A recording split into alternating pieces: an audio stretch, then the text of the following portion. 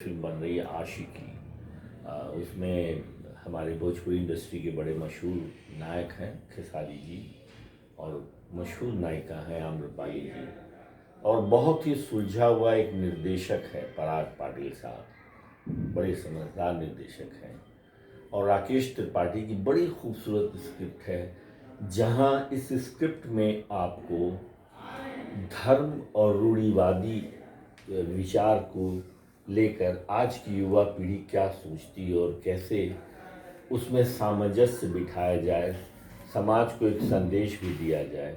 ये बड़ी खूबसूरत कहानी है। एक समाज जो सोचता है उस पर एक ज़बरदस्त सवाल खड़ा करती है ये फिल्म।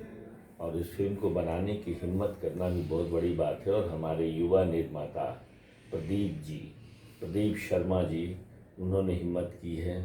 बड़ी अच्छी फिल्म बन रही है। और इस फिल्म की खासियत भी मैं आपको बताऊं, बड़ी साफ सुथरी फिल्म है। 8 साल की बच्ची से 80 साल के दादा दादी भी एक साथ बैठ के फिल्म को देख सकते हैं। ये आपका अपना कुणाल कह रहा है, तो मेरी बात पे यकीन कीजिए। इसलिए इस फिल्म को जरूर देखिएगा। और हाँ, सिनेमा हॉल में देखिएगा। जानते हैं, बड़ी मुश्किल से हम भोजपुरी फिल्म वाले आपके मनोरंजन के लिए फिल्में बनाते हैं।